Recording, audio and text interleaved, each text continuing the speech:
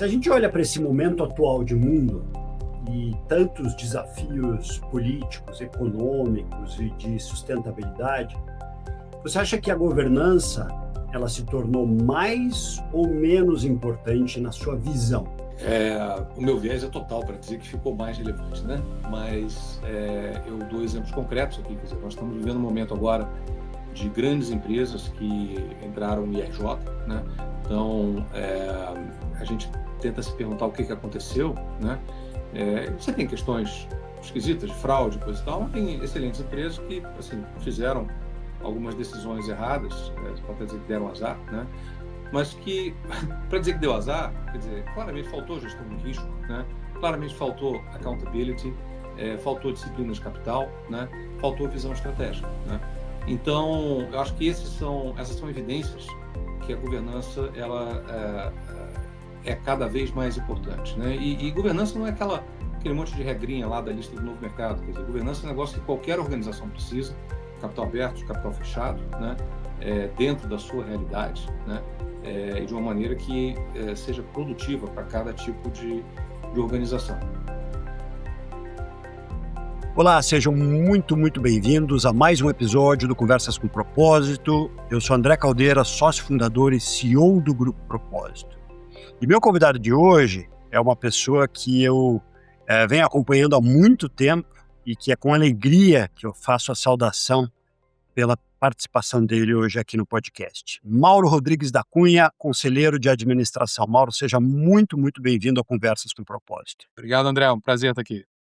Muito bom. Bom, eu vou fazer uma apresentação mais completa sua e a gente já vai engatar a nossa conversa. Mauro é atualmente conselheiro de administração de grandes empresas como Klabin, Tupi e Ipera. Sócio fundador da Engage.mc, ou Engage MC, empresa de advisory em governança e estratégia, acumula mais de 25 anos de experiência como conselheiro, atuando anteriormente no colegiado de grandes empresas como Embraer, AES Brasil, Vale, BR Malls, TOTUS, Eletrobras, Mali, Betaleve, Petrobras e Caixa Econômica, onde inclusive atuou como presidente do conselho, a mesma posição que ocupou no conselho do IBGC, Instituto Brasileiro de Governança Corporativa. Formado em economia pela PUC do Rio e com MBA em finanças pela Universidade de Chicago, iniciou sua carreira como analista no Banco Pactual, depois foi associate no Bank of America e posteriormente atuou como gestor de portfólios em diversas instituições importantes, tais como Opus, Mauá, Bradesco Templeton, Investidor Profissional, Banco Pactual e Morgan Stanley Asset Management. Foi também presidente da AMEC, Associação de Investidores no Mercado de Capitais, por 7 anos e meio. Mauro iniciou sua atuação em conselhos em 1999 no Conselho Fiscal da Nitro Carbono, petroquímica do Polo Industrial de Camaçari, na Bahia, mais tarde integrada a outras empresas para formar a Braskem, que era uma investida do fundo onde ele trabalhava. Eu conheci o Mauro no programa Lideranças Virtuosas, criado por Alexandre de Michele e Ângela Donaggio, e há alguns anos temos convivido em um grupo muito especial de leitura, discussões e reflexões sobre liderança e governança, integrando hard e soft skills. E foi justamente isso que me motivou a fazer o convite para a entrevista de hoje com ele. Um perfil com bagagem incrível de finanças, auditoria, riscos e compliance, mas que segue estudando e aprendendo sobre pensamento sistêmico, legado e humanidade. O Mauro nasceu na Filadélfia, nos Estados Unidos, mas cresceu no Rio de Janeiro, tem 54 anos e é casado com a Vanessa, advogada, que atualmente está cursando nutrição. Há 4 anos mora nos Estados Unidos e ele tem 5 filhos, com idade de 16 a 38 anos. No tempo livre, gosta de estar com a família e de viajar, com preferência para destinos com muita natureza, praia ou montanha. Muito bom, Mauro. Super obrigado aí pela tua participação, pelo seu tempo. E eu queria começar então com um momento, um trecho da sua história que tenha sido marcante e que de alguma forma te ajudou a definir quem você hoje encontra no espelho. Nossa, André, a vida da gente acumula muitos momentos desses, né? Mas eu acho que tem um que me vem à cabeça aqui agora, quando a gente estava lá em 2012, né? E eu era gestor de fundos de investimento, tinha feito isso minha vida inteira, né? E eu estava num quarto de hotel em Lima, no Peru, né? Quando recebi uma ligação do Edson Garcia, que era o então presidente da AMEC, né? E ele queria me convencer a ser o seu sucessor, né? E assumir a presidência da AMEC. E para isso eu ia ter que deixar de ser gestor de investimentos, né? Era uma posição full-time, então eu ia sair da gestão de fundos para ser um presidente de ONG. E junto com esse pacote, né, tinha o plano de eu ser candidato a ser o primeiro conselheiro independente da Petrobras, né? Naquele momento que estava passando por uma crise gigantesca, né, a maior dívida corporativa do mundo. Então era uma mudança de vida absolutamente radical, né? Eu me lembro que a BlackRock, que tinha 5% da Petrobras, é que fazia as indicações, né? E o Edson me disse: Mauro, a BlackRock tem um deadline para botar o nomination e a gente precisa definir a sucessão da MEC agora. Então você precisa me dar uma posição em algumas horas, né? Eu desliguei o telefone, eu estava sozinho no quarto de hotel, né, liguei para minha esposa, e aí, né? Isso implicava também sair do Rio de Janeiro para São Paulo, né? Mas isso de menos porque, na verdade, isso era uma mudança do que eu fazia e, como você disse, do que me definia, né? Sim. Então, ela me deu todo o apoio, né? Eu desliguei o telefone, fiquei olhando para a parede durante um tempo, né? E retornei ao Edson dizendo que aceitava, né? Aí dali fui passear pela cidade e a pessoa que eu mais conhecia que estava ali perto de mim era a Sandra Guerra, né? Fui Aham. tomar, não sei se uma cerveja, um vinho com ela, né? E naquele momento eu tinha mudado a minha vida completamente, deixando de ser um gestor de fundos para ser o representante dos investidores no Brasil em toda a discussão de governança corporativa. Eu acho que esse foi um momento bastante definidor na minha carreira. E o que que te fez seguir com esse convite, né? Porque obviamente tem muito frio na barriga. A gente está falando de, sei lá, quase 15 anos, né, que, você fez uma trajetória, aliás, impressionante nesse mundo de conselhos, mas naquele momento, o que que foi o driver interno que te fez, né, refletir, ficar olhando, conversar com a sua esposa, depois conversar com a Sandra e seguir por essa avenida? Então, desde o início da minha atuação como gestor de fundo de investimento, eu comecei a me identificar com os desafios de governança corporativa, né? Então, eu não me satisfazia simplesmente em fazer uma análise, comprar e vender ações, eu queria ter os triggers, né? E queria fazer parte dos triggers, né? Então, durante muitos anos, eu atuei em fundos que faziam investimentos no estilo PIPE, né? Ou seja, Private Investments in Public Equities, ou seja, nós Hum. tomávamos posições importantes em empresas de capital aberto, né? E Hã? íamos influenciar a companhia, né? Certo. Não necessariamente participando dos conselhos, mas às vezes sim, né? Então, você mencionou o caso da Nitro Carbono, né? Que não existe mais, que foi o primeiro conselho fiscal que eu participei. E acabei estudando muito sobre governança, numa época que o governança nem tinha esse nome, né, o IBGC nem se chamava IBGC, né, na década de 90. Uhum. Sim. Eh, Cheguei a estudar direito durante 2 anos, né, Uhum. e parei lá no Civil 2, né, com o professor Marcelo Trindade, foi meu último curso. É. Então eu sempre, tive essa vontade de impactar as companhias e uma crença de que o mercado de capitais ele pode ser transformador, né? Então, desde o início do meu envolvimento no IBGC, foram 7 anos no conselho, na presidência do IBGC, eh, o envolvimento na reforma da lei das SAs, né? Aliás, se eu puder Uhum. trazer um outro momento que também foi definidor, lá nos Por idos de favor. 1999, né, Ah. quando o então deputado Antônio Candir fez o que eles chamam de uma comissão geral para debater o projeto de lei que ia reformar a lei das sociedades anônimas. E aí foi Hum. uma caravana da Faria Lima, né, e do Leblon, né, para Brasília, para falar no Congresso Nacional sobre a mudança da lei, né. E eu tenho esse vídeo até hoje, né, quer dizer, você imagina eu em 1999, uma cara de criança, né, falando na Criança. tribuna do Congresso Nacional sobre as razões pelas quais a gente tinha que ter One Share, One Vote, né, mais transparência, mais accountability, reforço da CVM e tudo mais, né. Então, um momento mágico que a gente viu. Então essa motivação eu sempre tive. E a ida para a AMEC, era, assim, a concretização disso tudo, né. Uhum. E juntamente com isso, Petrobras, que era um long shot, né, porque ninguém jamais havia conseguido fazer isso, né, o governo sempre indicava pseudo-independentes para essas cadeiras. Uhum. Então, assim, isso era assim algo um pouco distante até, né? Que se revelou mais importante do que simplesmente ir para a Petrobras, né? Porque, para te dar uma ideia, André, na época não existia o boletim de voto à distância, portanto, não Uhum. existia uma cédula de votação. Nós tivemos que construir isso junto com a CVM, junto com a B3, né? Então, assim, essa construção do mercado de capitais sempre me atraiu. E acho que isso foi definidor aí na decisão naquele dia lá em Lima. Muito legal. Na verdade, não é um, são 2 recortes muito significativos. E aí isso me cria uma outra pergunta que é: da onde você acha que vem essa influência do impacto sistêmico? Que agora eu estou conhecendo um pouco mais a tua história e estou vendo essa coisa do legado, de sair do transacional, né, de gestoras de fundos e pensar em algo, um pouco com mais perenidade, eu acho que é a palavra que eu acho que casa bem. Da onde vem essa influência na sua história? É lá da infância, alguém da família, algum professor?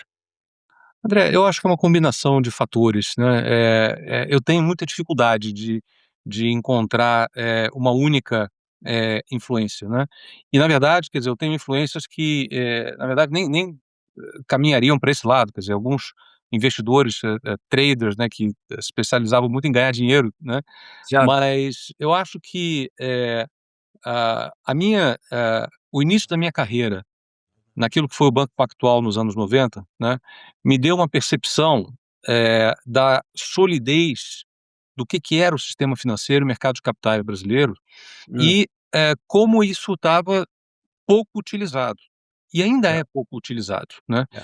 Então, o que poderia ser uma vantagem competitiva, né, você ter, putz, um sistema financeiro, altamente, tecnológico, seguro, né, com, entidades bem definidas e tudo, e a gente não conseguia fazer a bolsa brasileira crescer, né, quer dizer, a Uhum, gente, ficou muito tempo ali nas aquelas 200, 300 empresas de capital aberto, então eu me senti um pouco indignado com isso, né, e olhando para fora, né, quer dizer, vendo o dinamismo, do mercado inglês, do mercado americano, quer dizer, que o Brasil poderia ter isso, né, se a uhum, gente, trabalhasse junto para construir, eh, os pontinhos que estavam faltando, né.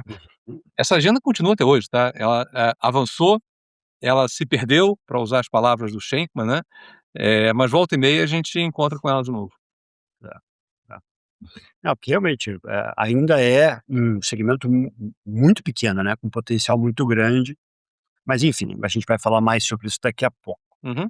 Se a gente olha para esse momento atual de mundo e tantos desafios políticos, econômicos e de sustentabilidade, você acha que a governança, ela se tornou mais ou menos importante na sua visão? E eu não estou falando no aspecto teórico, eu estou falando daquilo que você encontra no dia a dia nos conselhos, na interface com os investidores, e o quanto você vê que o seu olhar, a sua visão, estão alinhados com os colegiados e grupos de conselheiros que você frequenta. Eh, o meu viés é total para dizer que ficou mais relevante, né, mas, eu dou exemplos concretos aqui, quer dizer, nós estamos vivendo um momento agora de grandes empresas que entraram no IRJ, né, Aham. então, a gente tenta se perguntar o que que aconteceu, né, você tem questões esquisitas de fraude, coisa e tal, mas tem excelentes empresas que, assim, fizeram algumas decisões erradas, você pode até dizer que deram azar, né, mas que para dizer que deu azar, quer dizer, claramente faltou gestão de risco, né, claramente faltou accountability, faltou disciplina de capital, né, faltou visão estratégica, né. Então, eu acho que essas são evidências que a governança ela, é cada vez mais importante, né. E governança não é aquele monte de regrinha lá da lista do novo mercado, quer dizer, governança é um negócio que qualquer organização precisa, capital aberto, capital fechado, né, dentro da sua realidade, né, e de uma maneira que, seja produtiva para cada tipo de organização. Eu acho que existe um grande preconceito, André, em implementação de boas práticas de governança, porque muita gente vê isso como perda de tempo, como burocracia, né, como, regrinhas, né, quando na realidade isso é antítese da governança, né? Eu fico muito preocupado quando eu chego numa companhia, por exemplo, onde você tem um fundador que é CEO, né, e está no conselho também, e você coloca um conselho de administração que acha que tem o poder de demitir o CEO. Não tem, ele é o Uhum. controlador. Só que se você monta a governança baseada em mentiras, ela será uma governança ineficaz. E Uhum. muito da governança das nossas empresas é baseada ainda em mentiras, né. Então, para que a gente tenha essa sensação de que a governança é determinante, para o sucesso e para o insucesso das organizações, ela precisa ser eficaz. E isso, por sua vez, conversa com o papel não só dos conselheiros, mas de todos os agentes de governança, né. Uhum. Então, eu fui num evento aqui nos Estados Unidos recentemente, que discutiu o conceito do always on director, Hum. né, quer dizer, você está criando uma demanda para que os conselheiros, eles não possam desligar jamais. O que é Certo. muito complicado, mas é verdade, né, porque a quantidade de responsabilidades e de variáveis, né, não podem mais, ser restritas a uma reunião, mesmo que se reúna todo mês, o que é uma coisa, é uma jabuticaba, tá? Quer dizer, fala Aham. isso fora do Brasil, ninguém cogita um conselho de administração que se reúna todo mês. Então, eu acho que a responsabilidade aumenta, né, o papel do conselheiro aumenta, né, e a diferença entre os conselheiros que agregam valor, né, e aqueles que não agregam fica mais evidente também. Uhum. Pegando o gancho então nesse seu ponto, pensando em comportamentos de conselheiro, Uhum. quais os melhores e os piores comportamentos de um conselheiro ou conselheira na sua visão? Olha só, eu acho que a primeira qualidade, de um conselheiro ou de uma conselheira tem que ser o engajamento, né. A Hum. pessoa tem que entender, e aqui fazendo alusão aonde estamos, o seu Aham. propósito, né, e agir de acordo, né. Isso significa gastar a sola de sapato, isso significa ir muito além daquilo que é simplesmente enviado dentro de um sistema, de um board pack, etc, né. Quer dizer, há um dever de casa muito grande que tem que ser feito, né, e eu dou o nome disso de engajamento, né. Uhum. Mas isso não basta, né, quer dizer, o engajamento precisa ser acompanhado da eficácia. E aqui Uhum. entra um conjunto de atitudes e de soft skills que faz toda a diferença do mundo, né, e é algo que, para mim, é algo que eu tô é um processo ongoing, né, quer dizer, você não para Aham. nunca de Uma aprender, jornada, né. né? Uhum. Porque nós acho que é uma das grandes belezas, né, de atuar em conselhos de administração, e vamos lembrar que hoje muita gente quer ser conselheiro, né, mas tem que ter clareza de que tem lados bons e lados ruins, né. Eu acho que o melhor lado de ser conselheiro é a qualidade de algumas pessoas que a gente encontra nessa jornada, né, e aquilo que a gente pode aprender dessas pessoas, né. Então, eu tive alguns exemplos na minha vida, né, onde, assim, eu ficava abismado realmente com a capacidade de primeiro a pessoa ter engajamento, tá, e aqui, vamos combinar uma coisa, quando você entra num conselho e tem um medalhão lá, alguém super famoso, ou bilionário, ou que tem uma história, não sei o quê, a probabilidade de ser uma pessoa pouco engajada é muito grande. Quando você Uhum. vê uma pessoa assim, extremamente engajada, né, e mais, quer dizer, com a capacidade de jogar o xadrez que envolve o conselho de administração para que a gente chegue nas decisões e, encare os assuntos difíceis de uma maneira positiva, assim, assim, você pode fazer a analogia com o xadrez ou com o balé, né, porque é bonito de ver, né, Uhum. e é uma oportunidade de aprendizado muito grande. Então, eu acho que essa mistura do engajamento com a eficácia é o sweet spot, é aquilo que a gente tem que, tentar ser como conselheiro. Uhum.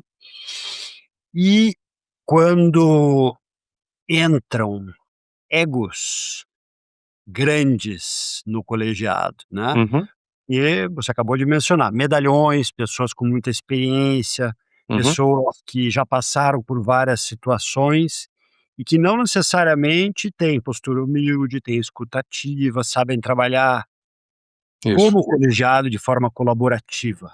É. Eu acho que o primeiro sintoma é que falta o engajamento, né?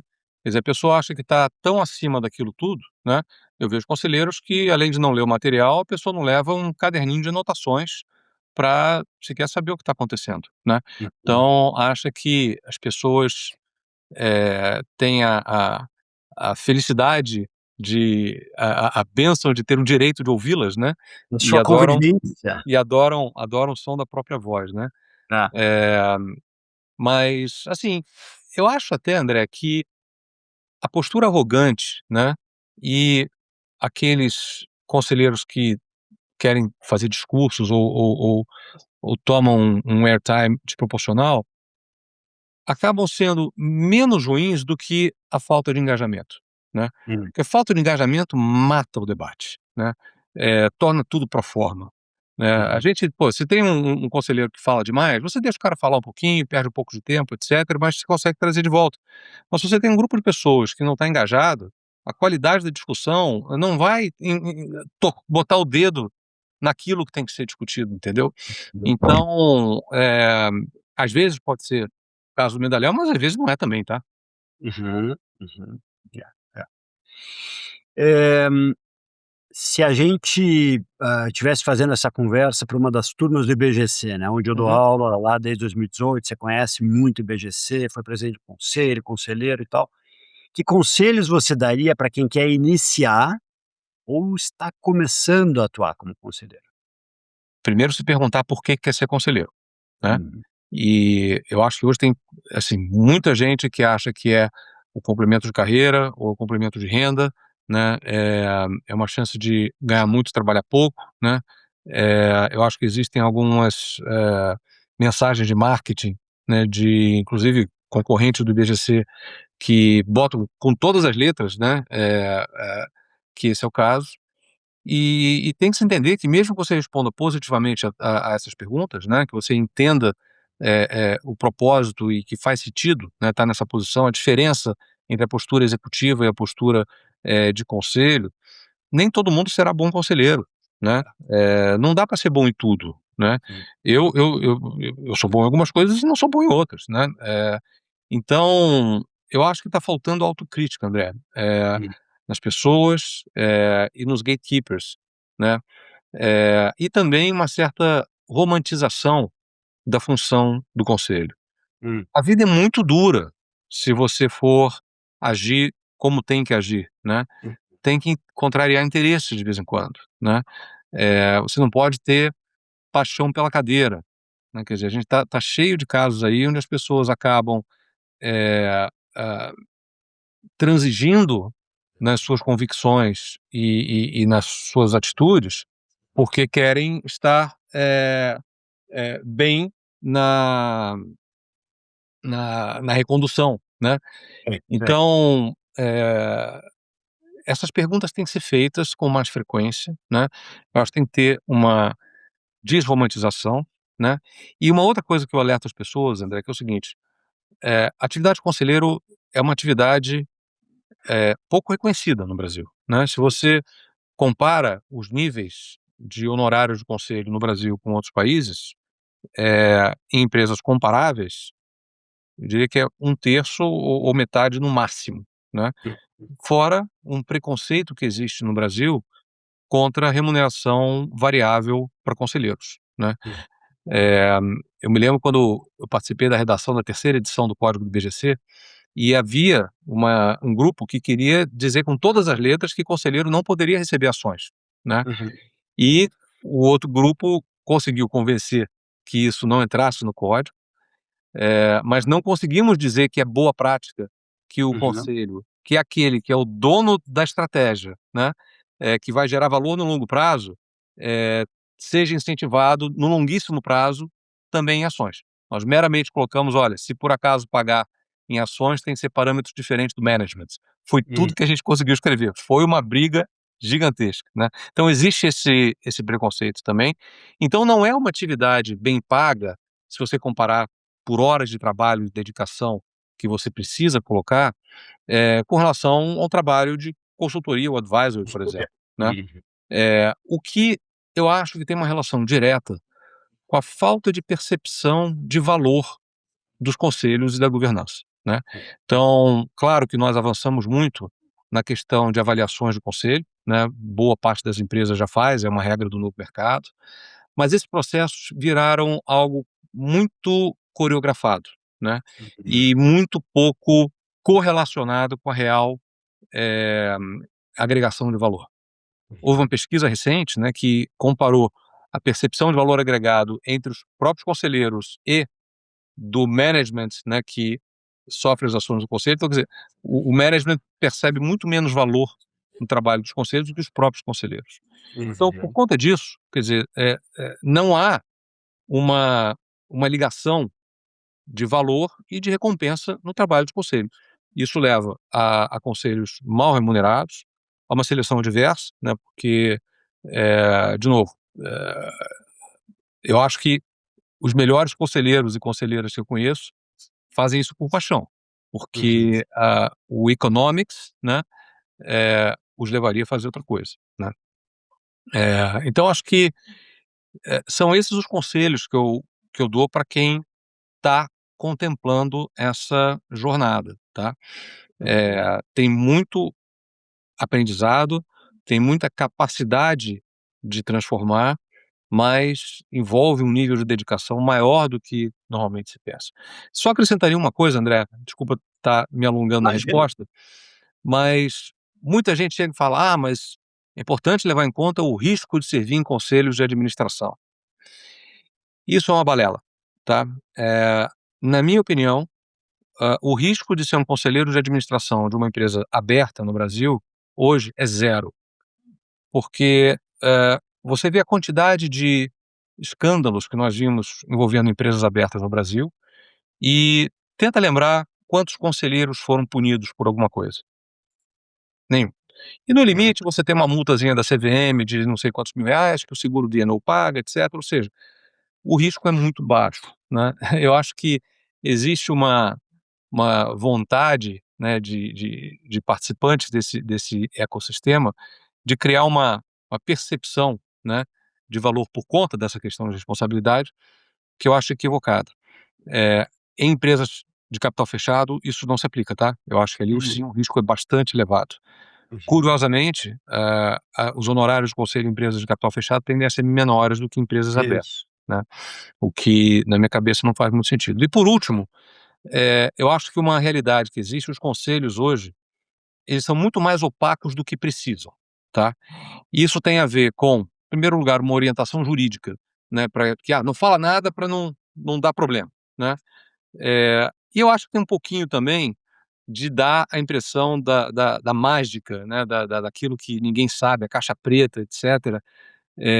E isso acaba gerando uma percepção de valor equivocada no meu entendimento. Eu digo para você, André, 70% de tudo que acontece no conselho de administração pode ser publicado no Valor Econômico sem problema nenhum. E as empresas teriam muito melhor governança, né, se exercitassem essa transparência, né. Eu acho que as empresas ganhariam e os conselhos ganhariam por uma maior percepção de valor agregado, os conselhos que realmente trabalham. Muito bom, muito bom. Eu queria voltar no tema da remuneração variável que você acabou de falar, né? Sim. Como evitar vieses ou conflitos de interesse se a gente apresenta a possibilidade da remuneração variável para o conselheiro? Eu não vejo absolutamente nenhum conflito de interesse. É claro, André, que a gente não está falando de stock options, tá? Então, não são planos de curto prazo, não são planos alavancados, não são planos assimétricos, tá? Tá. Eu acho que tem que haver pagamento em restricted shares, né? Quer dizer, são ações de longuíssimo prazo, prazos mais longos do que o management, né? E tem que ser uma parcela relevante da remuneração total do conselho, tá? Infelizmente, quer dizer, nós temos algumas empresas no Brasil que têm, né? E aí você tem alguns casos que, por exemplo, a empresa familiar, né, acaba sendo uma maneira de remunerar o próprio fundador, né? Existem algumas outras que têm uma visão excessivamente alavancada do que deve ser o alinhamento de interesse no próprio nível do conselho, né, que eu acho que também extrapola um pouquinho. Então, eu acho que hoje no Brasil a gente está um pouco com a cabeça na geladeira e o pé no fogão, né? nessa Sim. história de... Então, você faz uma pesquisa, vai ter algumas empresas lá que fazem, mas são casos isolados, extremos e tem razões muito específicas. Uhum. Fazendo a minha pesquisa e me preparando para te entrevistar, eu li sobre uma menção sua ao livro do Rancharan, Owning Up, The 14 Questions Every Board Member Needs to Ask, né? E aí eu fiz um extrato, né, olhando para essas 14 perguntas do livro e queria o teu olhar sobre o pilar pessoas e cultura. E a importância real desse tema nos conselhos, aquilo que você encontra. Então tem 5 perguntas que eu extraí das 14. Uma, estamos identificando e desenvolvendo os líderes certos para o futuro? 2, temos o CEO certo hoje e para o futuro? 3, a sucessão do CEO está bem planejada e sendo tratada com seriedade? 4, a empresa possui um pipeline forte de talentos além do CEO? E quinta, a cultura da empresa está alinhada com a estratégia e valores desejados? Queria ter um comentário sobre essas 5 perguntas e, obviamente, o que você percebe de relevante atualmente na temática pessoas e cultura nos conselhos. Nós temos 2 dias para conversar aqui. Você sabe que eu sou um grande provocador sobre esse tema, sabe, Mauro? Uhum, Porque eu comecei dando aula no IBGC exatamente no módulo Pessoas e Governança, e hoje eu dou o módulo de abertura, Missão do Conselho e Papel do Conselheiro, uhum. mas tudo que eu falo vem desses 2 temas, pessoas e cultura. Então, olha que curioso, você na abertura mencionou aí minha atuação em comitês de auditoria, nas funções de finanças, controles, que é natural. Quer dizer, sempre que eu entro no conselho, a pessoa já me joga no comitê de auditoria Aham. por conta da minha formação, né? Mas nos últimos anos eu tenho participado cada vez mais de comitês de pessoas, né? Então, acho que o primeiro grande movimento que eu fiz nessa área foi no comitê de pessoas da BR Malls, que eu Uhum. comandei, depois que nós trocamos o CEO, né? Que era um legado do private equity, ele é uma situação complicada, e a gente teve que refazer completamente, não só a remuneração, mas todo o pipeline de liderança, né? E a própria cultura da companhia, né? Então, sim, ah, pode ser uma questão de amostra, tá? E das empresas que eu trabalhei, mas é muito difícil você ter um comitê de pessoas engajado e profundamente envolvido nas perguntas que você destacou, tá? Uhum. Eh, Ele está longe de ser o comitê mais importante nas empresas, né? Em Uhum. termos de carga horária, em termos de até de interesse das pessoas, né? Eh, é um comitê que tem uma temática profundamente complexa, tá? Então vamos pegar a primeira, que talvez seja a mais simples, porque é quantitativa, deveria ser simples de entender, que é a remuneração, né. Isso. André, eu coordenei um comitê de remuneração uma vez, onde eu tive que passar 2 reuniões explicando para os meus pares o conceito de fair value dentro de um pacote de remuneração.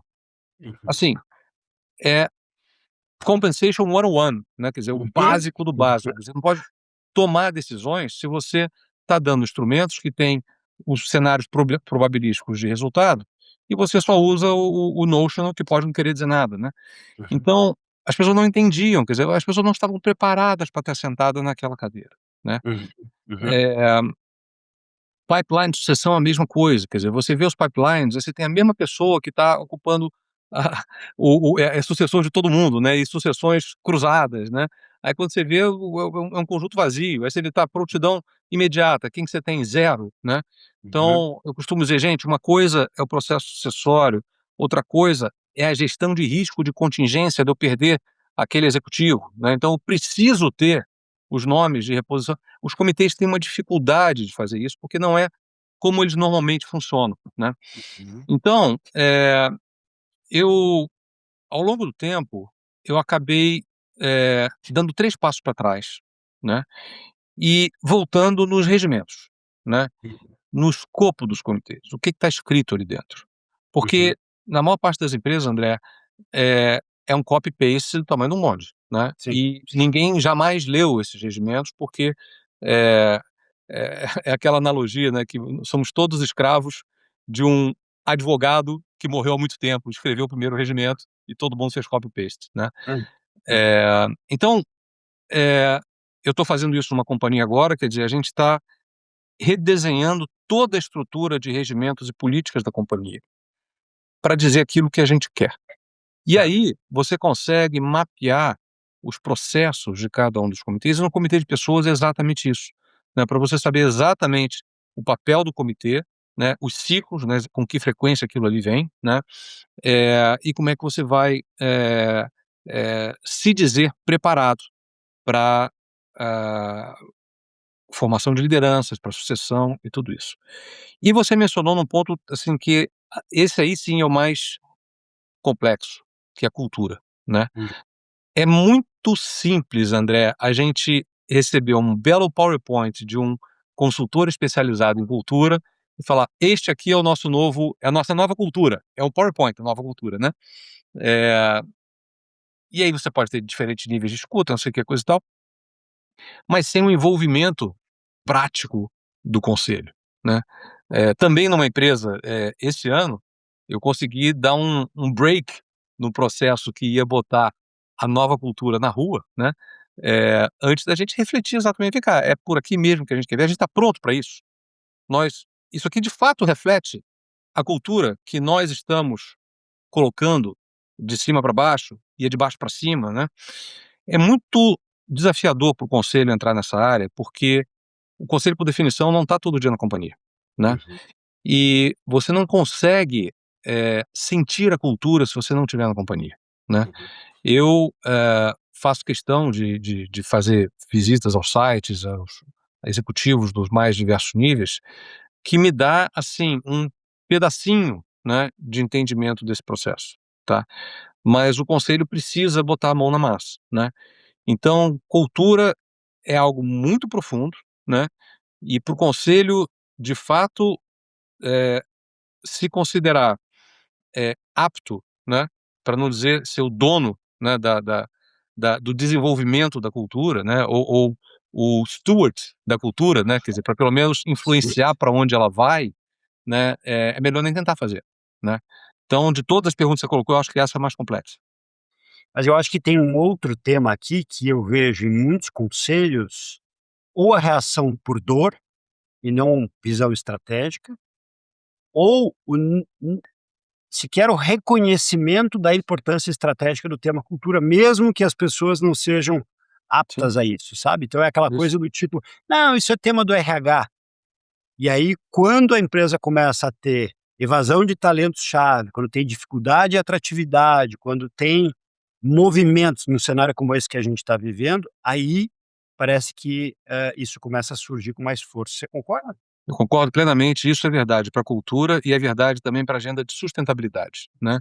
Sim. Eu já cheguei em empresas onde a sustentabilidade estava embaixo de relações com investidores, eu já cheguei em empresa onde a sustentabilidade estava embaixo do marketing, né, e em muita empresa a sustentabilidade está junto com o RH, né, Isso. porque normalmente é a diretora mulher, vamos Aham. combinar, né, É ela verdade, é trata de verdade. RH e sustentabilidade. É, assim, uma caixinha, infelizmente, que a gente ainda tem que conviver no Brasil.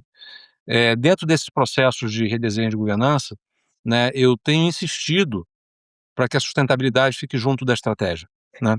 Caso contrário, ela não vai ser eficaz jamais, né. 2 empresas eu já tentei criar um comitê de sustentabilidade e estratégia, né, e nas 2 eu tive a mesma resposta, né, dizendo: "Olha, o perfil das pessoas que tratam de sustentabilidade é diferente das pessoas que tratam de estratégia". Eu falei: "É mesmo, e este é o problema, porque não deveria ser". Eu não quero ter um bando de abraçador de árvore no comitê de sustentabilidade, para ficar só dando tapinha nas costas e dizer que a gente está fazendo coisas bonitas, né. Eu quero ter gente que tenha, noção da ligação disso com o negócio e possa, desenvolver isso dentro de um planejamento estratégico, né. E a cultura, quer dizer, ela é pervasiva, né, quer dizer, ela de fato, toca em todas as áreas, né, portanto tem que ser algo que o conselho, no mínimo, compreenda. No Uhum. mínimo compreenda para depois tentar influenciar. É. Olhando para esses, sei lá, mais de 25 anos de experiência em conselhos, né, lá desde quando você começou em 99, que você destacaria para mim como teus principais aprendizados nessa trajetória como conselheiro? Olha, eu ouvi uma frase de um consultor recentemente, num webinar, nem me lembro quem é, né, dizendo que o conselheiro precisa ter coragem e confiança. Mas a confiança vem antes da coragem. E esse foi um aprendizado muito importante, né? Eu, na minha vida, nunca me faltou coragem nos conselhos, mas algumas vezes eu agi com coragem antes de desenvolver a confiança, né? Confiança no sentido de Das autoconfiança pessoas ou confiança confiarem, nos outros? as Ah, pessoas tá. confiarem em mim, né? Ah, tá. Uhum. Então, isso gerou resistências, né? Certo. E diversas vezes, André, agendas combativas que eu tive, assim, depois que as pessoas me conheceram, né? Volto no tempo e falo, puxa, talvez você tinha razão, né? Mas a gente se defendeu aqui, né? Quer dizer, brincam também que os conselhos são como organismos e reagem como anticorpos, né? Quando você Aham. os ataca, né? Acho que um exemplo interessante disso, quer dizer, é quando eu recebo feedbacks do nível 2 e 3 das companhias, né, Uhum. onde eu trabalhei, e depois de sair, quer dizer, vejo os feedbacks, né, das pessoas dizendo o impacto que teve aquela agenda que muitas vezes era antagônica, né, ao management ali, né. Uhum. Mas aí isso também me permite voltar às perguntas do Ranch Aran que você colocou, né, quando você fala de pipelines, fala de sucessão, eu acho que também tem um outro problema dos conselhos, que é muito presente, que é a questão de assimetria de informação. Hum. Outra maneira de dar o nome disso é curadoria, né? Hum. Os conselhos recebem a curadoria do management, para o bem ou para o mal. É E verdade. muitas vezes esse filtro, ele é até bem intencionado, mas ele é um filtro e ele carrega vieses, né? E o conselho precisa compreender isso, essa natureza, né, do processo, e se vacinar contra as suas consequências, né. A primeira estratégia para fazer isso, e aí vai parecer chavão, né, mas a diversidade, né. Se você tiver um conselho com diversidade de pensamento, você vai conseguir olhar as coisas por prismas Isso. diferentes. A segunda recomendação é investir numa secretaria de conselho com alta senioridade e consciente também do seu propósito, que Uhum. significa assegurar que o conselho vai ter uma informação não viesada para tomar as suas decisões, né? Uhum. E terceiro, é criar uma cultura dentro do processo decisório que é aquilo que os militares chamam de red team e blue team, né? Uhum. É Uhum. você criar a quer dizer, ver de uma maneira positiva, né, você ter grupos desafiando outros para chegar na melhor solução, né. Então, acho que também os conselhos precisam se livrar desses vieses causados pela curadoria de alguém que necessariamente tem muito mais informação do que o conselho vai ter. Tá. Eu acho que o ponto, eu te ouvindo que vem à minha mente é o senso crítico, né, no momento que você tem ideias divergentes, perspectivas divergentes, você olha em diferentes perspectivas e você protege ou cria novas oportunidades, né, que é aquela coisa da ambidestria entre inovação e riscos, né. Isso, exatamente. Mas isso tem que ser bem visto, né, quer dizer, É. isso não pode ser Ex visto como uma causação de problema, Sim, né. sim, sim. Então ninguém está lá para ficar batendo palminha É. para o CEO. Se eu tivesse uma cadeira de CEO, eu não gostaria de ter gente só batendo palminha para mim. Uhum. Eu gostaria de ter, críticos construtivos que me ajudem a ver diferente, né, e ter a disposição de falar: "Putz, você tem razão, vamos para um outro lado", entendeu. É muito difícil, né, muito difícil, principalmente em grandes empresas. É. Se a gente olha para esse mundo tão desafiador, tão complexo, tão curto-prazista sob certo aspecto, aonde resultados financeiros pautam, na grande maioria dos casos, né, as empresas. Por que você frequenta há tantos anos o programa Lideranças Virtuosas, onde a gente se conheceu? Que você é o cara de auditoria, de finanças, né, esse mundo hard skills. O que te Eu acho levou para lá e o que te mantém lá? acho que é exatamente por isso, a sua pergunta traz a própria resposta, né? É porque eu sou assim, eu fui criado assim, né? Eu comecei minha carreira como analista de investimentos, né?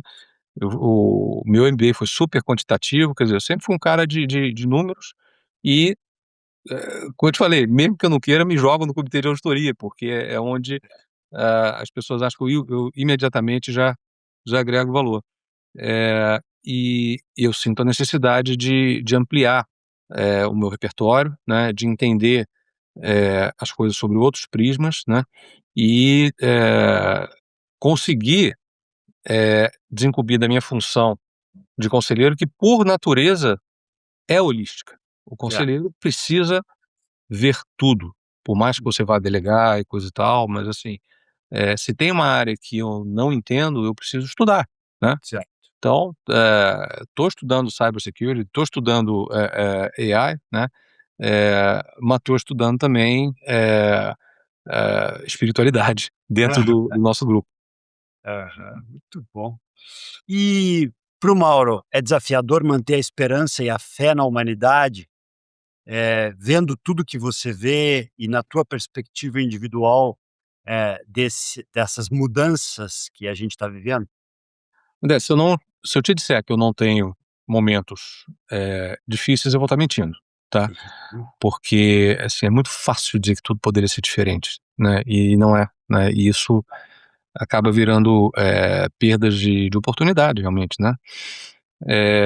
Mas eu acho que uma vez que eu me recupero, né, desses baques, eles são muitos, né? Eu acho que a mensagem que fica é que aquilo que eu acredito e aquilo que eu tento fazer está se mostrando cada vez mais necessário, né? Não mais fácil, né? E não necessariamente a gente está caminhando numa bela estrada de linha reta, né, rumo à governança perfeita, Aham. mas essas convicções, esses valores são cada vez mais necessários, né? E isso me dá força de continuar. Entendi. Muito bom. Última pergunta desse primeiro bloco, que conselhos você daria, com a experiência e bagagem que tem hoje, para o Mauro lá atrás, com 20 e poucos anos, quando estava começando a carreira? Menos, sim. Take it easy, né? Menos? Ah, Assim, não compre todas as brigas, né? Assim, sem perder as convicções, né? Entenda que muitas vezes tem que ter paciência, né? E fundamentalmente fazer um esforço muito grande de entender a contraparte, né? Entender por que essa pessoa pensa dessa maneira, né? Eu acho que normalmente tem duas hipóteses, né? Pode ser uma má pessoa, né? Ou pode ser uma outra pessoa que tem razões para pensar diferente, né? Independente de estar certo ou errado, ou se eu estou certo ou estou errado, né? Eu acho que as más pessoas são exceções, né? A maior parte das pessoas é boa, quer acertar, mas tem uma bagagem, né, que é diferente da minha, né? E muitas vezes essa diferença leva a discussões absolutamente desnecessárias, né? Então, ter a consciência disso é algo que eu queria ter aprendido bem mais cedo. e esse ímpeto que te faz hoje olhar para trás e tentar aconselhar o jovem Mauro lá, a palavra menos, ele vem da onde? Da figura do pai, da mãe? Eu não sei se você tem irmãos, que tipo de de lar você cresceu que possa ter influenciado nesse sentido? Não, eu acho que olha só, eh, esse meu lado um pouco, mais assertivo vem Sim. muito da minha mãe, né, eh, Ela assim, ela era assim, ela era como é que assim. ela é viva? Não, ela nos deixou em dezembro, Dezembro. faz Como é que poucos ela se meses, chama? Yara. Dona Yara. É. Conta um pouco Então, da Yara. ela era uma pessoa, assim, muito intensa e que gerava expectativas muito altas, né. Ah, Então e, de novo, para o bem e para o mal, né, e de uma maneira bem intencionada, né, mas isso me moldou de uma maneira muito forte, né. Eh, eu acho que a vida me mostrou que eu deveria ser mais, ponderado nesses posicionamentos, né. A família, né? Acho que a quantidade de bronca que eu levo da minha esposa por isso é gigantesca, né? E sou grato, né? Porque me ajuda a ver o que eu estou vivendo na hora de maneira diferente, né? É, e acho que o cabelo branco também, né? Me Sem ajuda. dúvida, sem dúvida. Dona Yara faleceu com quantos anos? 84 anos. 84, Uhum. E que eu acho que Dona Yara e Dona Gilda, minha mãe, tinham algumas características muito similares aí, viu, que também a régua era altíssima. Era um general minha mãe, É, mas agradeço todos os dias pela mãe que eu tive. é. E sangue italiano, assim, não foi fácil. Vamos lá, eu vou partir para o segundo bloco agora, que é um bloco de perguntas comuns a todos os meus entrevistados, tá? Tá. Completa para mim a frase a seguir: propósito é. Propósito me faz levantar da cama todo dia, né? E isso alcança a área profissional, a área pessoal, né? E rever os objetivos regularmente, né? Então, propósito é o que leva a gente adiante. Uhum. 2 ou 3 palavras que ajudam a gente a entender o seu propósito pessoal. Bom, profissionalmente, quer dizer, eu acredito muito em transformar baseado em valores, né? Então, acho que esse é o denominador comum, né, da minha atuação. Uma segunda palavra que me vem à mente, e acho que ela é necessária para atingir o primeiro também, é um desprendimento em prol da causa, né? Então, eu acho que a gente não pode ter apego a status, a posições políticas, a até mesmo financeiro, se a gente quer de fato ser consistente e transformar, né? Aham. Eh, e uma terceira, e aqui eu vou correndo o risco de estar no chavão de novo, né, mas eu acredito muito na sustentabilidade no seu sentido amplo, né, desprovido aí Aham. das discussões políticas e dos exageros que a gente viu nos últimos anos, né, mas eu costumo dizer que o mandato das companhias para a sustentabilidade está no seu estatuto social, tá? Se você pegar o estatuto de toda empresa brasileira, está escrito lá no artigo 3 ou 4 que o prazo da sociedade é indeterminado, tá? Aham. Indeterminado é para sempre, não é 10 ou 20 anos que você enxerga numa planilha, né? Então, se você entende isso, né, a gente não precisa de justificativas maiores para trazer a sustentabilidade para dentro do que a gente faz. Está Uhum. no mandato que o acionista nos deu, né? E eu brigo com a turma de sustentabilidade das empresas, que o pessoal gosta de, vamos fazer materialidade dupla aqui, não sei o quê. Não, eu não quero fazer materialidade dupla, isso não é a forma que a gente precisa para atuar. É materialidade simples, é da essência dos negócios de uma SA ser sustentável, né? Então, olhando a minha atuação profissional, né, e como é que eu enxergo os drivers do propósito, se eu puder dizer dessa forma, eu escolheria essas 3 palavras. Muito bom. Você sabe, eu anotei, né, transformação, desprendimento e sustentabilidade. As 3 palavras me remetem ao conceito do Otto Scharmer, do ego para o eco. De novo, é interessantíssimo, Maura, porque Uhum, as pessoas tendem a olhar para você e talvez eu, né, quando te conheci, vi aquele cara hard skills, mas não, eh, tem algo sistêmico aí que é muito, muito bacana. Fico uhum. muito feliz de a gente estar aqui, porque isso só confirma para mim que dá para ser, ambidestro mesmo, né. Trazer o Tem que rigor, ser, não é que trazer a dá para ser, análise tem que ser. e com uma visão ampliada, né. Não pode ser só um lado. Uhum, muito bom. Queria que você trouxesse uma figura de referência na sua vida, não sei se, seria a Dona Yara Uhum, ou outra pessoa, e aí uhum, pode ser seu pai, um professor, um mentor. Por que que você cita essa pessoa uhum. e o que que você destaca de maiores aprendizados com ela? Acho que já falamos um pouco da minha mãe aqui, né, eu traria 2 pessoas do ponto de vista, profissional e que têm perfis muito diferentes, né. E também tem perfis muito diferentes em relação a mim, né, mas eu Hã. acho que me ajudaram muito a encontrar meus caminhos, né. O primeiro talvez nem saiba disso, né, tomara que ele veja esse vídeo, mas foi o André Jakurski, né, Isso. que um dos fundadores do Banco Pactual e que era chefe do meu chefe, né, e conhecido como um dos maiores investidores e traders do Brasil, né. Uhum. Mas o que eu aprendi com ele de uma maneira muito forte foi a ética profissional, né, quer dizer, a gana de ter uma capacidade de processar a informação, né, e de aplicar isso aos seus objetivos, que realmente foi determinante, né, na forma como eu atuei nos meus primeiros 20 anos da carreira como investidor, né. Certo. Eu me lembro que na época os relatórios de pesquisa eram de papel, né, ele chegava na segunda-feira com uma pilha de relatórios, né, e distribuía para as equipes, né. Eh, tá bom, então cada um vai ler do seu setor, mas a gente pegava o relatório e estava tudo sublinhado. Ele tinha lido todos os relatórios no fim de semana, né, e decidido para quem da equipe tinha que ler o negócio, né.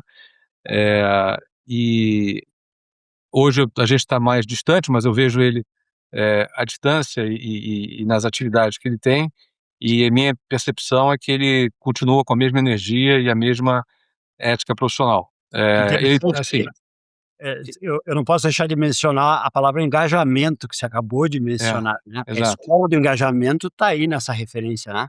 Isso. E de novo, assim, somos pessoas profundamente diferentes, eu jamais Sim. ficaria grudado numa tela de Bloomberg como ele consegue ficar, jamais teria os skills de trading que ele tem, mas levei muito isso da minha época de Pactual. Aham. Eh, Outra pessoa que eu queria mencionar é o José Monforte, né, Uhum. que eu acho que foi a primeira pessoa que acreditou em mim, em governança, né, quando eu comecei a me envolver lá no IBGC, lá atrás, né, Sim. e participei do conselho, etc. E ele me convidou para servir como seu vice-presidente e depois, encaminhando o processo sucessório, sugeriu o meu nome como presidente, né. Se você Uhum. vai lá na sede do BGC e vê a galeria de Aham. presidente, você vai ver um monte de fotos ali, tem um bebê lá, né, que sou eu em Aham. 2008, né, junto a pessoas muito mais experientes. Então não só ele acreditou muito em mim, nesse início, mas ao longo da nossa vida a gente, se esbarrou várias vezes, servimos juntos na Petrobras, né, que foi um momento muito Aham. intenso, né, e, assim, aprendi e aprendo muito com ele, né, também sendo uma pessoa muito diferente de mim, né. Uhum. Então a gente briga pra burro também, né, Sei. mas, de fato, em termos da visão transformadora da governança, dos princípios, corretos, da coerência com esses princípios, né, e também, uma visão de construção, eu aprendi muito com ele também. Muito bom, muito bom. Mauro, e você tem alguma história de vida ou carreira, daquelas assim, ou muito engraçada ou inacreditável, que você poderia compartilhar comigo? Bom, a situação inacreditável que eu gostaria de compartilhar, né, foi quando eu estava no conselho da Petrobras, né, Tá. e em 2013 eu era o único um conselheiro independente, né, lá em 2014 só que nós conseguimos eleger o José Monforte, né, Uhum. e aí passamos a ser 2, o que muda a vida completamente. Mas em 2013, por 500 razões, que eu não vou me alongar aqui agora, eu decidi que eu tinha que votar contra o balanço da Petrobras, né, que eu Hum. achava que tinha erros materiais ali, e depois a gente viu que o erro É, era só de 88 bilhões de reais. só, uma coisa pouco. Mas naquele ano, pré-Lava Jato, quer dizer, ainda não tinha essa clareza, né, mas do ponto de vista técnico eu não me sentia confortável de aprovar o balanço. Eu me lembro da situação que eu estava numa sala com 40 pessoas, né, dentre funcionários da Petrobras e da PwC, auditora, né, e eu disse: "Eu não vou aprovar o balanço". Você imagina o que aconteceu, né, era a maior dívida corporativa do mundo, né, Uhum. a principal empresa do país, né, e o nível de pressão que eu sofri foi inacreditável, né. Então, foi necessário de fato ter muita clareza de propósito, né, e confiança do ponto de vista técnico do que eu estava fazendo, porque o mais confortável, né, era chegar, eu podia me abster, eu podia: "Não, vamos aprovar porque todo mundo aprova tudo de qualquer maneira", né. Hã? mas naquele momento eu bati o pé e voltei contra o balanço. Não é por outra razão que, assim, nenhum dos processos, me pegou, né, E porque hã? eu me posicionei nesse momento e em outros contra tudo que estava acontecendo na Petrobras, mas, aquilo foi uma situação que me deixou muito orgulhoso, né, quer Hum. dizer, as pessoas viram lá o voto contrário, mas não sabem o que que aconteceu dentro daquela salinha para aquele voto sair, né. Então, eu acho que tem determinados momentos onde a gente de fato tem que, eh, ser muito, muito consistente com aquilo que a gente acredita. E salvo engano da minha parte, você era representante dos minoritários, né? Sim, sim, eu tinha sido eu não gosto desse termo representantes minoritários. Eu Tá, fui eleito pelos eleito. minoritários, mas eu Uhum. representava todos os acionistas, Tá inclusive o certo. governo, É, que bem ou mal estava tentando defender. é verdade. E, Mauro, um grande erro e, por consequência, um aprendizado com esse erro na sua vida, na sua carreira. Tá, eu trago um erro da minha vida pessoal, né, que eu acho que traz eh, esse reflexo, né. Meu primeiro casamento, né, eu fui, eh, o casamento começa sempre muito bem, etcétera, mas o casamento acabou tendo seu curso e deixou de funcionar, né. Uhum. E eu acabei, tentando fazer esse casamento funcionar durante talvez 5 anos a mais do que deveria, né. E o nome disso é teimosia, na verdade, né. Teimosia, orgulho, né, a incapacidade de admitir que não é nem que cometi um erro, mas eh, que eu ia ter que tomar um outro rumo, né, e teria sido muito melhor para todos os envolvidos, né, crianças inclusive, né, se o casamento tivesse acabado quando ele tinha que ter acabado mesmo, né. Uhum. Quando eu vejo isso refletir na minha vida profissional, eu também vejo esses momentos de teimosia, né. E aqui, André, é muito muito difícil, né. Eu acabei de descrever para você uma situação que poderia ser confundida com a teimosia, né, lá no balanço da Petrobras. Mas a gente tem que desenvolver ao longo do tempo o discernimento de saber o que que é coerência e o que que é teimosia, né. Tem que se fazer essa pergunta e tem que ter, eh, o a humildade de responder de uma maneira sincera. Super importante isso. O Adam Grant, ele fala sobre a fidelidade ao tempo, ou esforços investidos no passado, sunk costs, né. Exatamente. Quando na verdade a fidelidade tem que ser o questionamento que passa pelo autoconhecimento, seja na vida, seja na carreira, seja nos conselhos, né, Uhum, porque, é um processo de evolução constante, não tem linha de chegada em nenhum desses aspectos, né. uhum, exato. Muito bem Muito colocado. muito bom. Eh, Se você pudesse convidar qualquer pessoa no mundo, viva, já falecida, uma figura mitológica, enfim, qualquer pessoa, para uma refeição e uma boa conversa, quem você convidaria e por quê? Eu convidaria Bill Gates, né. Hum, Bill Gates é um cara que transformou a vida de todos nós, né. uhum, Se nós estamos falando aqui, quer dizer, muito eh, das gerações de tecnologia que ele começou e que ele conseguiu disseminar, né, auferiu os ganhos disso. Depois se transformou num cidadão do mundo, né, uma pessoa que revolucionou também a filantropia em nível no atacado, né, e não no varejo, né. Então, assim, todas as vezes que eu vejo as atitudes, as ações, as declarações dele, assim, eu fico, muito admirado. E seria uma pessoa que eu adoraria ser amigo, tá, não só ter um almoço, tá. muito bom, eu gostaria de estar sentado nessa mesa aí, nesse almoço, ou quem sabe fazer parte aí desse grupo aí. É. Uma memória especial da sua vida que você gostaria de reviver, assim, e aí eu queria um momento específico, sabe? Uma lembrança que você fala: "Pô, se eu pudesse, eu gostaria de voltar para aquele momento".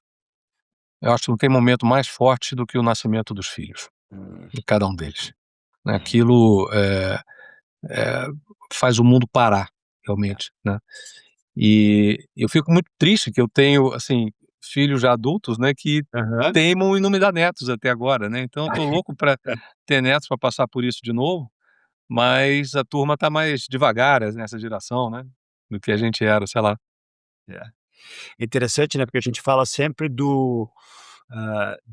das crianças nascendo, mas a gente fala pouco sobre os pais que estão nascendo, as mães que estão nascendo. Eu lembro quando eu segurei no meu colo pela primeira vez o Lucas, meu filho mais velho, que tem 24 para 25, eu senti literalmente nascendo dentro de mim um leão, que faria qualquer coisa para proteger aquela cria. Exatamente, exatamente. Quando Né? nasceu, eu tenho 2 enteadas também, né, mas quando nasceu a minha primeira filha biológica, É, o reflexo disso que você está dizendo, quer dizer, eu tinha vontade de pular de paraquedas. A vontade acabou no dia 16 de março de 1998, quando ela nasceu. Foi embora a vontade. é isso aí. A madrinha da minha esposa, ela diz que no momento em que você tem um filho, o coração passa a bater fora do peito. E você nunca mais vai viajar tranquilo, nunca mais vai fazer os programas, talvez com uma taxazinha de irresponsabilidade, né, porque É, o legado eu acho que tá muda ali. muda o apetite ao risco, para usar uma linguagem da Exatamente, governança. é. Qual foi o melhor ou pior conselho que você já recebeu? Olha, eu acho que o melhor conselho que eu já recebi eu não segui, sabia? Eu, eh, fiz o MBA em Chicago, né, e tive o prazer de ter aula com o Eugene Fama, né. Ah, Ele dava uma aula de PhD que alguns alunos de MBA faziam, né. E aí quando eu terminei o term paper lá, não sei o quê, e me formei, ele: "Ah, o que que você vai fazer?" Falei: "Não, eu vou trabalhar em investment management, né." Em gestão de fundos, né, é passivo, né?" Falei: "Não, ativo, né." é, Então, o Eugene Fama, quer dizer, pelas teorias dele, né, e ele depois investiu, né, em empresas que o deixaram, assim, que tiveram muito sucesso, foi parte do crescimento do passive investing, né, que hoje domina, o mercado financeiro seguramente americano e em grande parte mundial.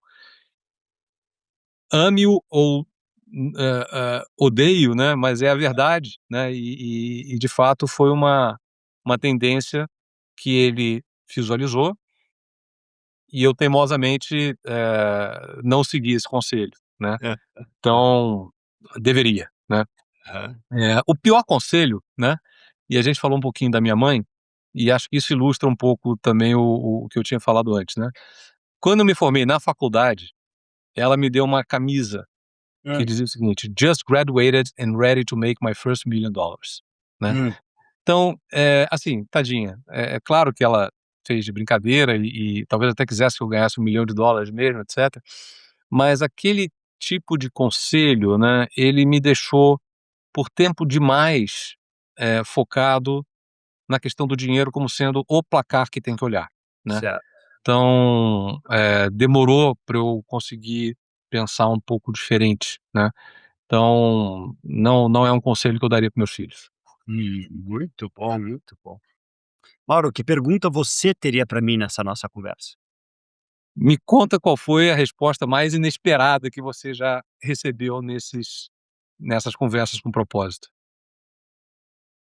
Rapaz, eu acho que primeiro tem um viés aqui, né, porque esse grupo de entrevistados é um grupo que são pessoas que eu admiro e que de alguma forma têm um olhar sistêmico, têm um olhar, ampliado. Eh, eu acho que talvez a as respostas mais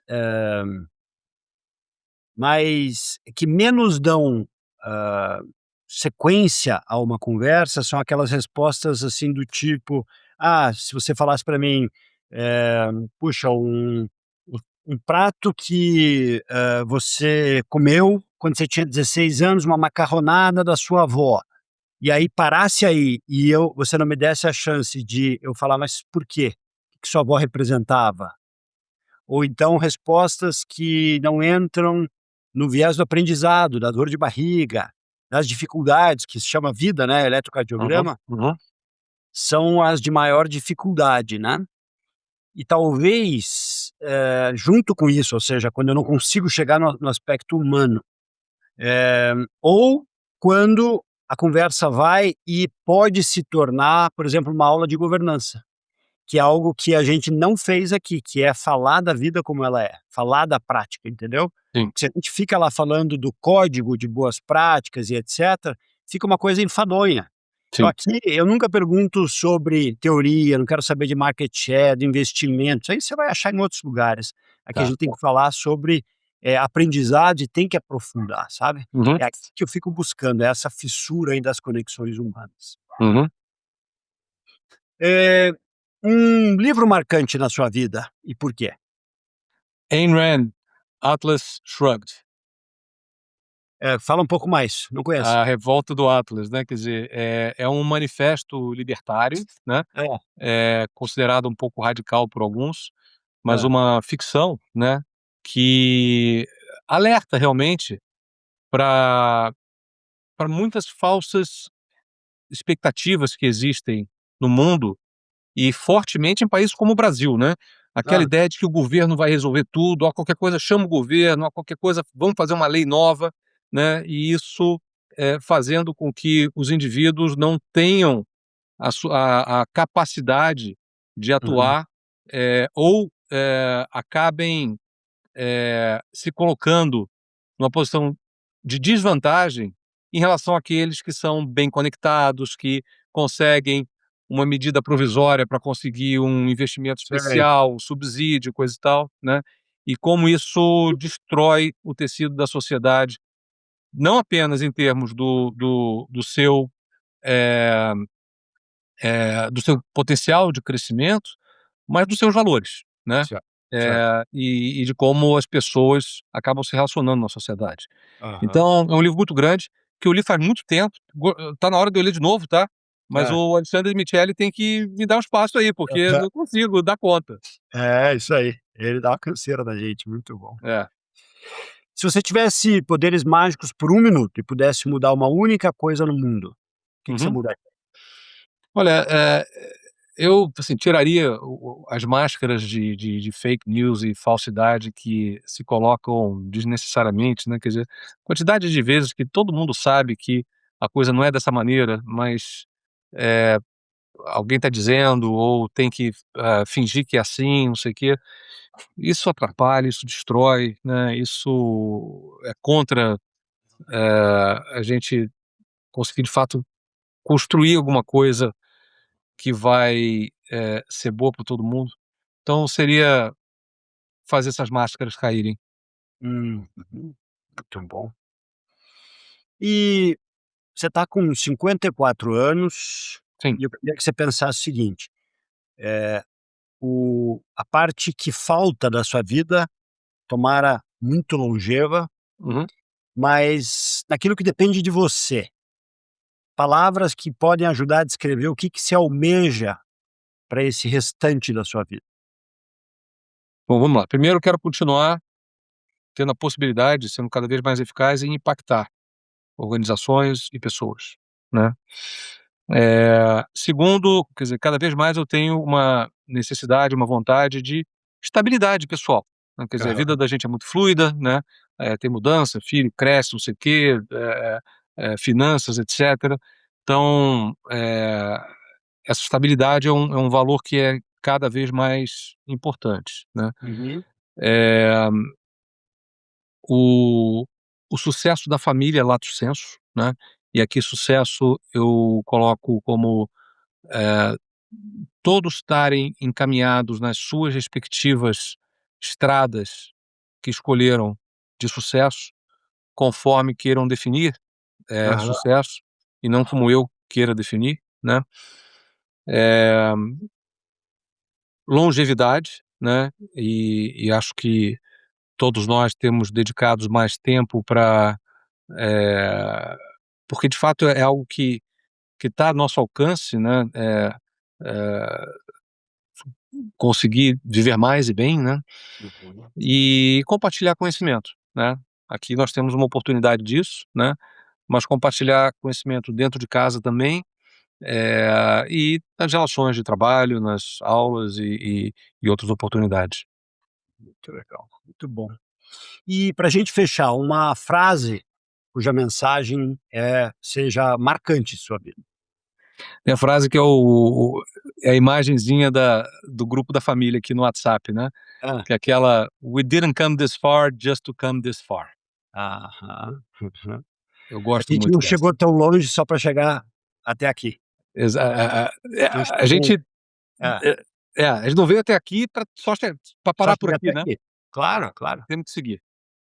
Muito bom, muito bom. Mauro, eu quero te agradecer muitíssimo, foi super fluido. Que bom. A vontade de fazer mais um aí, quem sabe a gente não marca para o futuro. Eu acho que você é um cara que tem muito a colaborar nessa visão de pensamento sistêmico, com a sua bagagem, não só com a governança, mas na temática de liderança, com essa visão assertiva de mundo, né? E te agradeço enormemente, foi um prazer assim, fazer essa conversa com propósito com você. Para mim é um orgulho, não só pelo que você tem representado aí, pelos tipos de conversa que você tem colocado, né?